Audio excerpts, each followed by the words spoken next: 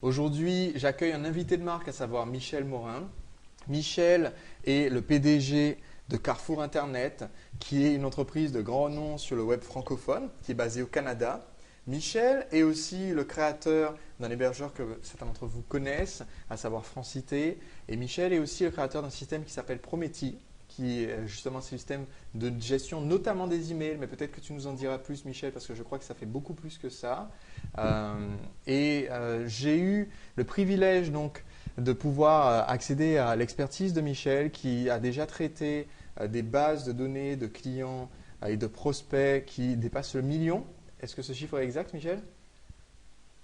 Oui, oui, actuellement, c'est ça. Nous, on envoie 1,5 million d'emails par jour, là. Ok, donc 1,5 million d'emails par jour. Donc évidemment, ça implique des problématiques qui concernent tout le monde concernant l'emailing, à savoir comment faire pour que ces emails arrivent dans la boîte mail des destinataires, comment faire pour que qu'on soit tout à fait certain que les gens vont lire les emails qu'on leur envoie. Et donc ça va être le gros intérêt de la session d'aujourd'hui. Michel, est-ce que tu peux très rapidement, s'il te plaît, te présenter un petit peu pour que tous ceux qui donc, suivent cette session puissent comprendre justement d'où vient cette expertise dans l'email, comment tu as été amené à traiter des bases de données et envoyer 1,5 million de mails par jour. Ben moi, premièrement, je suis au Canada et puis actuellement, ça fait 15 ans même ça fait 16 ans que je suis dans Internet. J'ai commencé en 1995 après mon bac à l'Université de Sherbrooke en informatique de gestion. D'accord. Et puis moi, j'avais été un des premiers Québécois à mettre une banque de données sur Internet. Je me souviens en 1995, j'avais été justement photographié avec le recteur de l'Université de Sherbrooke. Et puis, depuis 1995, moi, je programme et puis j'ai des business parce que l'informatique de gestion, on faisait de la gestion et on faisait de l'informatique. Donc, tout de suite en sortant de l'école, j'ai fait les deux choses. J'ai fait une compagnie puis j'ai programmé. Et puis, en 2000, on a vendu Francité, qui était un moteur de recherche. On l'avait vendu à Infony en France. On avait vendu quelques millions de dollars. Et puis ensuite, je l'ai racheté en 2002. Et puis en 2004, j'ai commencé à faire... de 2002 à 2004, on a fait le réseau découverte. Et puis en 2004, on a fait Carrefour Internet, qui a dû... Puis on a transformé Carrefour Internet en Prométhée depuis 2008. Donc, on a pris toute la technologie qui était dans Carrefour Internet. On a fait un système qui permet à n'importe quel webmaster de se créer un Carrefour Internet dans le fond. Et D'accord. puis, depuis un an et demi, on travaille beaucoup sur le mailing parce que nos clients nous demandaient beaucoup de choses sur les mailings. Donc, ça fait un an et demi que moi et mes programmeurs, on travaille tous les jours sur les mailings, comment envoyer le plus de mailings possible, comment faire en sorte que les mailings arrivent dans Inbox, comment compter les gens qui ont ouvert les mailings, qui a cliqué, comment faire pour avoir des meilleurs résultats, comment faire pour passer chez Orange quand ça passe pas, comment faire pour passer chez Free quand ça passe pas. On travaille là-dessus jour après jour et puis c'est ça, on a de plus en plus de clients qui demandent notre expertise. D'accord. À Donc, part ça, juste pour que tout le j'ai monde aussi le comprenne site bien, qui... Michel, s'il faut que tout Oui. le monde comprenne bien, donc Carrefour Internet qui est devenu aujourd'hui Prométhée, donc vous êtes un support qui permet à vos clients d'envoyer leurs emails à leurs prospects, etc. Et donc tous les mails, quand tu parles d'1,5 million de mails envoyés par jour par votre système, ce sont que des messages envoyés à des prospects. C'est comme des newsletters, c'est des personnes qui ont donné la permission de recevoir des messages. D'accord? Exactement, c'est toutes des personnes qui sont prospects ou membres. Parce que nous, on a deux concepts dans Prométhée. On a le concept de prospect et puis on a le concept de membre. Donc, un prospect peut devenir membre et quand un prospect est devenu membre, ben là, il peut avoir, il peut avoir des gains, il peut avoir un sol, il peut devenir un affilié, un client, il peut avoir du cashback, etc. Ok. Euh, Alors, c'est ça. Nous, c'est ça. Alors ça me donne envie de mentionner un point essentiel dès le début de cette session d'aujourd'hui, un concept qui va être la clé vraiment de tout ce qu'on va aborder aujourd'hui, c'est que le marketing par email, tel qu'on va le voir aujourd'hui, doit être en marketing par permission, c'est-à-dire qu'on a l'autorisation de nos prospects pour pouvoir leur envoyer des mails. D'accord? Donc, pour que tout le monde soit sur la même base, on part effectivement sur ce concept de base que tous les conseils qu'on va donner par rapport à comment effectuer vos mailings, comment être sûr d'avoir été dans la boîte, concernent justement des personnes qui sont intéressées par le produit-service que vous avez à vendre. Et donc, on ne parle absolument pas, quand on parle de marketing par mail, de spam, d'envoi massif à des personnes qui n'ont pas sollicité.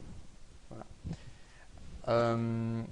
Donc Michel, puisque comme justement tu expliquais, vous avez ce fameux système qui permet d'envoyer les mails, une question avant de démarrer, parce que justement, donc j'ai listé ici toutes les questions qui m'ont été posées par les entrepreneurs avec qui j'étais en contact dans ma formation, et des questions qu'ils ont posées pour le marketing par email.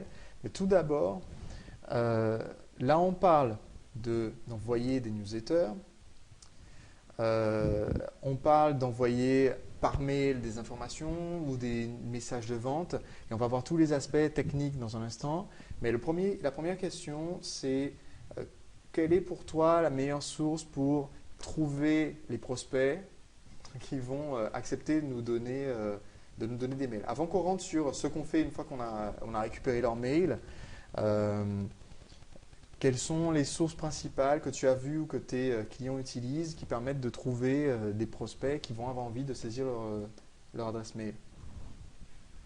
Ben, moi, ce que j'ai vu là, depuis 5 ans, là, c'est ceux qui ramassent le plus d'emails, c'est surtout les gens qui ont des pages de vente avec un bon texte de vente, une vidéo. C'est ce qui fait en sorte que les gens sont capables de prendre le plus de mails possible. C'est ce style de promotion-là qui fonctionne le plus. Parce que envoyer les gens directement sur la page d'accueil d'un site web, ça ne fonctionne pas vraiment. Ça fonctionne un peu, mais pas vraiment. Il faut vraiment se faire une page de vente et puis un bon texte de vente et puis faire un produit qui a rapport à vos passions. Je pense que l'important aussi, c'est de vendre quelque chose qui a rapport à vos passions parce que si ça n'a pas rapport à vos passions, vous allez mettre moins de temps, vous allez mettre moins d'énergie puis vous allez prendre moins d'emails dans votre liste. Donc, ou vous faites la revente d'un autre système aussi, ça fonctionne. Là. D'accord, donc Mais, là, je vais préciser quelque chose. Quand tu dis donc envoyer les prospects, là on parle par exemple, imaginons, vous faites une publicité payante. Si vous faites une publicité payante, vous achetez la publicité sur Google ou alors vous avez un partenaire ou vous achetez des bannières sur un site qui va vous faire de la pub ou même des annonces classiques dans la poste ou dans les médias. N'allez pas mettre une offre où on va envoyer votre prospect sur un site avec, avec trop de dispersion possible, c'est ça? Un site vitrine ouais. avec tous les produits sur la page d'accueil, Facebook, Twitter, des articles, etc. Donc ce que tu recommandes, c'est en premier, les prospects, on les envoie vers une page dédiée. Exactement. Donc là, c'est important, effectivement, je pense, de faire cette distinction, quel que soit votre site, votre activité, d'avoir sur le site une page dédiée. Ça peut être par exemple, imaginons que vous avez un blog, vous allez avoir une page newsletter. Et c'est sur cette page-là que vous allez avoir votre formulaire pour récupérer les coordonnées des prospects. Même si sur les autres pages du site ou du blog, il y a des formulaires qui apparaissent ou qui sont dans la base de navigation, au moins ça permet de faire en sorte que quand vous donnez le lien à quelqu'un, quand vous postez un commentaire quelque part et que les gens cliquent, ils arrivent sur la page où on peut directement vous donner votre mail. Alors, on va dans un instant voir comment on fait pour être certain qu'on a l'autorisation pour envoyer les mails, etc. Mais une question, Michel, par rapport à la récupération des emails. C'est une question qui m'est souvent posée par les entrepreneurs sur le plan technique, on va dire. Est-ce que tu peux expliquer très très simplement, on est sur un site web, quel est le processus qui fait qu'on va récupérer l'adresse email d'un prospect, avant qu'on rentre dans les détails justement de comment on traite cette adresse mail, mais justement, qu'est-ce qu'il faut mettre en place pour récupérer le mail? Qu'est-ce qu'il faut comme outil pour pouvoir envoyer des mailings et pas devoir se les faire à la main soi-même avec Outlook ou avec Thunderbird? Voilà, quels sont les outils dont on a besoin pour mettre en place du marketing par mail? Ben, en premier, je voulais aussi vous dire pour la précédente question que nous, on va tester bientôt une bannière, OK, avec un champ où les gens vont pouvoir mettre leur email. Donc, les gens vont pouvoir mettre leur publicité dans la bannière et puis la publicité va être rotative et à la fin de la séquence, les gens vont pouvoir mettre leur email et leur prénom directement dans la bannière publicitaire. En tout cas, je voulais dire ça avant de répondre à ta question. D'accord. Donc, pour répondre à ta question, il faut absolument avoir une banque de données. Ça, c'est sûr et certain qu'il faut une banque de données. Nous on utilise SQL Server de Microsoft, mais il y a beaucoup de gens qui utilisent MySQL. Mais avant la banque de données, il faut un programme qui permet de prendre l'email et le mettre dans la banque de données. Donc ça, c'est assez compliqué. Il faut que les gens soient programmeurs pour faire ça. Donc nous, ce qu'on suggère, c'est sûr qu'on vous suggère de prendre notre outil. Okay? Et vous pouvez prendre tout autre outil aussi qui permet de faire ça, là, comme WordPress même permet de faire ça. Il y a Aweber, il y a CyberMailing et tous ces outils-là. Mais il faut vraiment mettre ça dans une banque de données. Parce que de faire ça à la main, c'est trop long et puis vous allez vous mêler. Et puis aussi, il y a tout le traitement des mails qui se fait en arrière de ça. Parce que même si vous avez 5000 mails, quand vous allez faire vos mailings, il y a beaucoup de ces mails-là qui ne seront plus bons.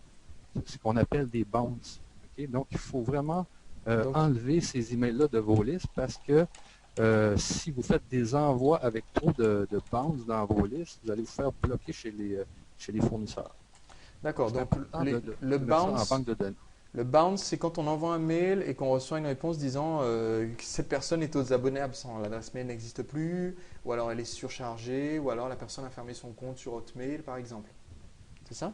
Oui, mais il y a deux sortes de bounce. Il y a le hard bounce, qui est le mail qui n'existe pas ou le mail qui n'existe plus. Et puis, tu as le soft bounce, là, qui est un mail avec une boîte pleine ou un mail qui a été vu comme un spam ou quoi que ce soit. Là. Mais il y a vraiment deux types de bounce. C'est le hard bounce et le soft bounce. C'est dénommé comme ça dans l'industrie. D'accord. D'ailleurs, je vais revenir rapidement justement sur ce point que tu viens de traiter parce que tout à l'heure, il faudra qu'on réponde à une question qui se pose parce que tu viens de parler justement de tous ces programmes. Et cette question-là, alors je vais la faire remonter un petit peu, puisque j'avais parlé justement des fournisseurs. En fait, les fournisseurs comme Prometheus, comme Aweber, comme CyberMailing, comme SG Autorépondeur aussi, qui est francophone, qui est assez récent, tous ces fournisseurs-là, en fait, ce qu'ils font, c'est qu'ils automatisent ces systèmes-là. C'est bien ça? Ils l'automatisent. Ils l'automatisent parce que ce qui est important avec un autorépondeur, c'est que nous, c'est sûr que vous pouvez avoir un hébergement web avec un système qui envoie des emails, puis vous faites un petit script qui envoie des emails. Ça, c'est possible, OK? Mais nous, les grands, ceux qui envoient beaucoup de mails par jour, nous, on doit prendre des ententes avec Hotmail, avec AOL, avec Yahoo. On doit utiliser des systèmes qui nous permettent de voir la réaction. À chaque fois qu'on envoie des mails chez des fournisseurs, de voir leur réaction. D'accord. Okay. C'est pour ça que c'est important d'utiliser des autorépondeurs qui sont capables d'envoyer des millions d'emails à chaque jour. Ok. Alors, quelle est la différence entre utiliser un fournisseur comme ceux que tu as cités et utiliser, je me souviens quand j'ai démarré mon premier site, j'avais installé un script qui s'appelait quelque chose comme Instant Responder que j'ai téléchargé gratuitement sur télécharger.com ou quelque chose comme ça et que j'avais mis sur mon site et j'envoyais les newsletters depuis mon propre site, sur mon propre hébergement chez mon hébergeur. D'accord? Ben la différence, c'est que si tu n'as pas beaucoup d'emails, tu n'as pas trop de problèmes. OK? Mais quand tu commences à avoir beaucoup d'emails, plus de 1000, là, tu commences à avoir des problèmes.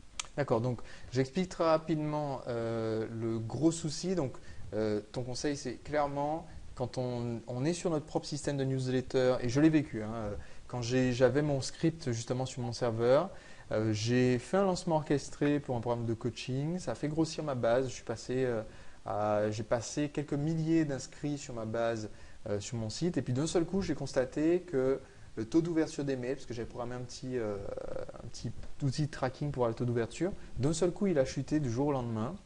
Et en fait, c'est lié aux paramètres en question que Michel vient d'expliquer. Donc, je simplifie, tu me dis si j'explique correctement. Ce que tu veux dire par Orange, je n'accepte que 3 envois simultanés, par exemple, ça veut dire que, imaginons, la newsletter part de mon site, je clique sur un bouton pour que les mails partent. Ils partent en même temps depuis mon serveur que j'ai réservé chez OVH, par exemple, ou chez One and One.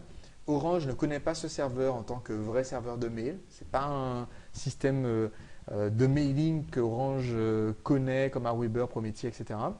Donc Orange va dire, oula, ça c'est un particulier qui est en train de spammer des dizaines de boîtes depuis son adresse, donc ça n'arrivera pas chez nos abonnés. C'est ça l'idée. Oui, mais il y a aussi un autre concept, là. Le concept est il ne faut pas abuser des ressources de ces compagnies-là, de ces sociétés-là. OK?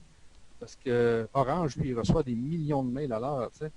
Ça fait que lui, Orange, il dit là, il dit ne m'envoyez pas trop de mails à la minute, sinon je vous bloque, même si ce n'est pas du spam. D'accord. Comprends-tu? Ok. Ça fait que ça aussi, c'est un autre concept que nous, on traite là. C'est sûr que si c'est du spam, ils vont tout simplement bloquer. Puis maintenant, là, les fournisseurs comme ça là, ne se gênent pas pour bloquer les IP qui envoient du spam. Hein. Ça fait que n'envoyez pas du spam, ça ne sert à rien. Vous allez vous faire bloquer partout en pas grand temps. D'accord, ok. Donc au niveau de ces services-là, alors si j'ai bien compris, ce que tu dis, c'est que là, vous avez par exemple pour les services d'autorépondeur, je pense par exemple donc à Weber, toi-même avec tes équipes pour Prometheus, il y a un membre de Séduire Client qui est Sébastien Gourrier de SG Autorépondeur qui a aussi un autorépondeur. En fait, quand on est soi-même un autorépondeur et qu'on peut prouver que c'est des mails légitimes, on peut téléphoner à Orange ou à Free et réussir à faire passer certaines choses. Mais pour, mettons, un entrepreneur, je ne sais pas moi, même par exemple moi, j'ai une base de mail sur une de mes activités de 13 000 adresses. Si je passe un coup de fil à Orange, ils vont me rire au nez, c'est ça? Si je leur dis, j'envoie Oui. mes mails depuis WordPress et je voudrais que ça arrive dans la boîte mail, c'est peine perdue en fait. Oui, oui, parce qu'eux, ils vont vous dire d'aller voir un fournisseur quelqu'un qui envoie les emails, quelqu'un qui est spécialisé là-dedans. Là, il y en a des grosses compagnies en France comme Mail Performance et tout ça. Là. Mhm. Mais c'est sûr qu'eux vont vous dire, allez voir ces gens-là, on ne traitera pas votre demande parce que vous ne savez pas comment envoyer des emails. Là.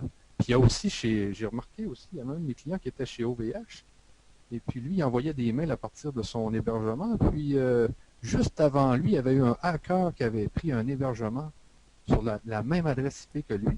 Mhm. Et puis le hacker avait tout bloqué les IP. Ça fait que mon client ne pouvait pas envoyer des IP parce que l'adresse IP de OVH était déjà bloquée partout dans l'Internet.